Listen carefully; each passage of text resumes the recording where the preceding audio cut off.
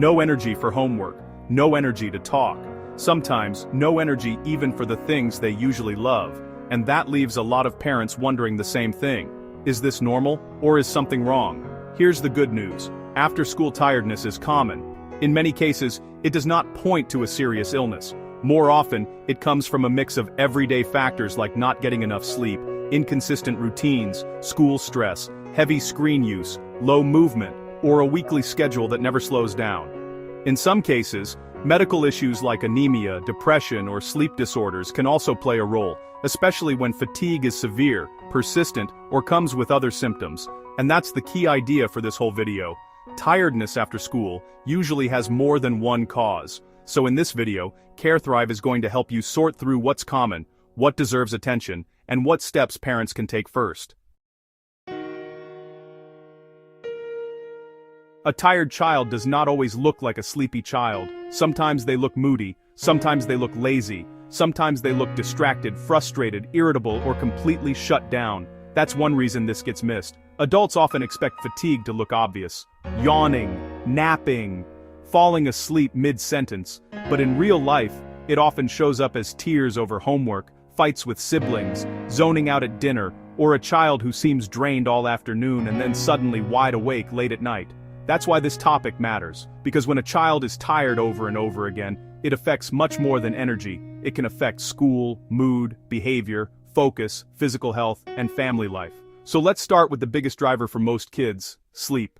For most children and teens, the most common reason they feel wiped out after school is simple. They are not getting enough good quality sleep. Children ages 6 to 12 generally need about 9 to 12 hours of sleep in a 24-hour period. Teens ages 13 to 18 generally need about 8 to 10 hours. Those numbers come from CDC guidance based on recommendations from the American Academy of Sleep Medicine. And right there, many families find the first clue. Because many kids are not even close. A child may spend enough time in bed, but still not get enough real sleep. Or a teen may technically sleep through the night but still wake up tired because the sleep is poor quality, irregular, or too short for what their body needs. And that is important. Sleep is not just about total hours. It is also about sleep quality, sleep timing, and sleep consistency.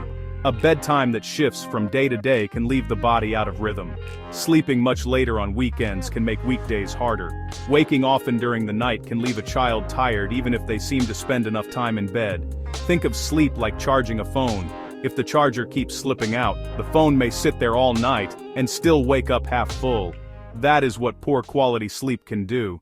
This becomes even more important in teenagers. Teens often need around 9 hours of sleep, but puberty shifts the body clock later. That means many teens simply do not feel sleepy until later at night, even though school still starts early in the morning. So when a teen comes home and crashes after school, it is not always laziness.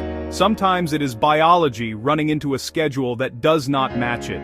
The result? Chronic sleep debt. A little less sleep every night, then a little more, then by Friday, the tank is empty. And that leads straight into one of the biggest bedtime disruptors for many families. Screens.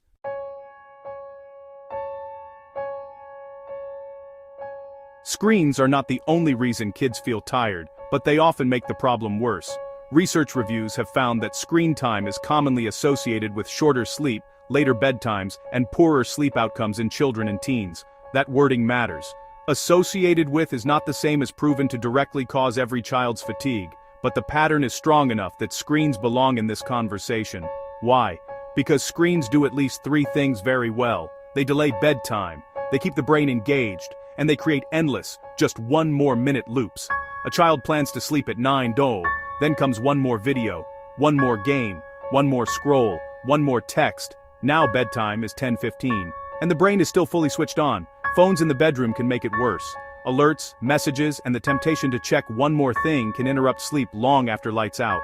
That is why sleep experts often recommend a screen-free stretch before bed and keeping devices out of the bedroom, not because screens explain everything, but because they often steal sleep quietly. Before going further, there is one idea worth repeating. A tired child is not automatically an unmotivated child. Sometimes they are working much harder than adults realize. And that brings us to something families often underestimate. School itself can be exhausting. Children do not just get physically tired at school, They get mentally tired, socially tired, emotionally tired. A school day asks a lot from a child: focus, memory, self-control, emotional regulation, constant transitions, noise, social pressure, trying to keep up, trying not to mess up. Even kids who seem fine on the outside may be working hard all day long. By the time they get home, they may be depleted. When a child comes home drained, it does not always mean they are lazy or unmotivated. Sometimes, it means they have been carrying more than adults can easily see, and lack of sleep makes that whole school day harder. So poor sleep and school stress can feed into each other. A tired child struggles more at school. A harder school day drains them more deeply. Then the evening goes badly. Then bedtime gets pushed later. Then the cycle repeats.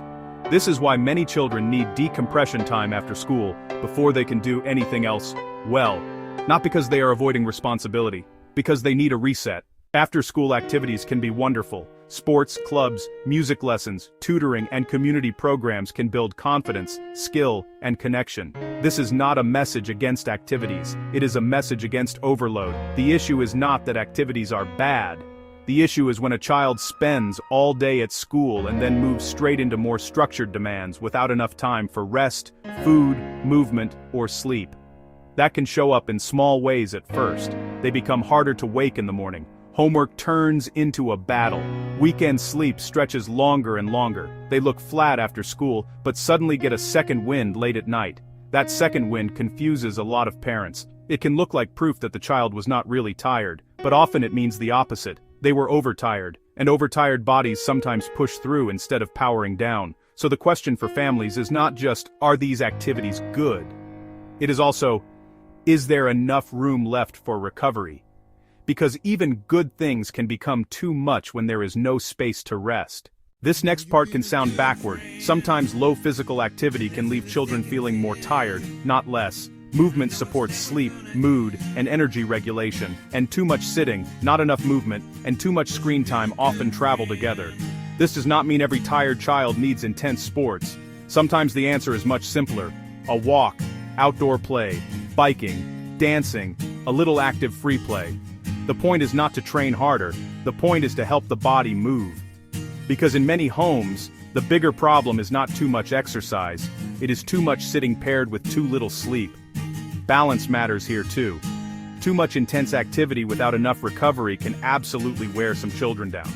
But in day-to-day family life, inactivity paired with short or poor sleep is often the more common pattern. Sometimes a child seems tired when they are also hungry, underfueled, or dehydrated. They may have skipped breakfast, barely touched lunch, forgot to drink water, gone too long without eating. That may not be the only reason they feel worn out, but it can make an already tired child feel much worse by late afternoon. And there is one nutrition-related issue that deserves closer attention: iron deficiency anemia. Anemia can cause tiredness, low energy, dizziness, pale skin, headaches, and shortness of breath. It may be especially important to think about in adolescents with heavy menstrual bleeding. So if a teen has heavy periods and also seems tired all the time, that is worth a closer look. Not panic. Attention. Because sometimes fatigue is not just about needing more rest. Sometimes the body does not have what it needs. Most children who feel tired after school do not have a serious disease. That is important to say clearly. But medical causes do happen. Fatigue is more concerning when it is persistent, worsening, out of proportion to a child's routine, or comes with other symptoms. There are a few red flags parents should pay attention to: loud snoring, gasping during sleep, breathing pauses, restless sleep, severe daytime sleepiness, frequent naps in an older child or teen. Those signs can suggest a sleep problem that needs medical evaluation. Other red flags include pale skin, dizziness, fainting headaches, heavy periods, mood changes, unexplained weight changes, ongoing pain, frequent illness fatigue that keeps getting worse. Those are not things to ignore. Not because the worst is likely, but because patterns matter, and when fatigue keeps showing up, it is worth asking why. Tiredness is not always just about the body. Sometimes it is emotional strain. Children and teens with anxiety, depression, or chronic stress may say they are tired all the time, shut down after school, stop enjoying their usual activities, or become more irritable than sad. That matters. Because adults may focus only on bedtime and miss the bigger issue. A child may say, "I'm tired," when what they really mean is, "I'm overwhelmed, I'm anxious, I'm burned out, I'm not okay." So if tiredness comes with school avoidance, falling grades, withdrawal, frequent tears, hopelessness, or major mood changes, emotional health needs to be part of the conversation. That is not overreacting, that is seeing the full picture. Some tiredness after school is normal, school is demanding, children spend hours concentrating, following rules, handling social situations and moving through one task after another. Many kids need a snack, a break, some quiet time, or a little space when they get home. That does not automatically mean something is wrong. What matters is the pattern. Tiredness becomes more concerning when it happens most days for weeks, disrupts homework or play, leads to frequent naps, or comes with symptoms like snoring, dizziness, mood changes, or heavy periods. So the better question is not, is my child ever tired after school? The better question is, what pattern am I seeing, and is it getting in the way of life? When a child seems tired all the time after school, it helps to start with patterns instead of worst-case scenarios. Here are 7 strong first steps. First, count actual sleep hours. Compare your child's real sleep time with age-based recommendations. Many children need earlier bedtimes than families think. Second, keep bedtime and wake time steady. Consistency helps the body know when to feel sleepy and when to wake up. Third, pull screens out of the bedtime routine. A screen-free stretch before bed. And keeping devices out of the bedroom can help protect sleep. Fourth, build in decompression time. Some children do better with a snack, quiet time, outdoor play, or a short reset before homework. A child who looks lazy may actually be overloaded. Fifth, look at the weekly schedule honestly. Ask whether sports, tutoring, activities, or long commutes are leaving enough room for sleep and recovery. Sixth, support meals, fluids, and movement. These basics are not flashy, but they matter. Seventh, watch for red flags. Snoring, breathing pauses in sleep, heavy menstrual bleeding, pale skin, dizziness, mood changes, or steadily worsening fatigue should prompt a call to a clinician. This is where parents can move from fear to information, and information helps. Imagine 2 children. One is tired after school because bedtime keeps drifting later, the phone stays in the bedroom, and they are getting far less sleep than they need. The other is tired after school because her periods are heavy, she feels dizzy, looks pale, and may be dealing with low iron. From the outside, both children look the same. Both just look tired. But the reason is different, and that is exactly why guessing does not work. Patterns work. Observation works. A 1 or 2 week look at sleep, screen habits, after-school energy, mood, school load, meals, hydration, and symptoms can reveal a lot. If your child is always tired after school, the cause is usually not one single thing. More often, it is a combination of too little sleep, inconsistent routines, late-night screen use, school pressure, packed afternoons, low physical activity, underfueling, or emotional stress. Medical issues like anemia, depression, and sleep disorders are less common, but they are important to rule out when fatigue is persistent, worsening, or paired with red flags. The most helpful first step is not panic. It is paying attention. Because small changes can make a real difference. And when they do not, that is a sign your child deserves a closer look. Save this so you have the tracking list handy. Then for the next 7 days, track bedtime, wake time, screen use before bed, after-school energy, mood, and any red flags like snoring, dizziness, heavy periods, or major mood changes. That one step can turn vague worry into useful information. And useful information helps families make better decisions. Follow CareThrive for more clear, evidence-based health guidance made for real life. This content is for educational purposes only, and is not intended as medical advice, diagnosis, or treatment.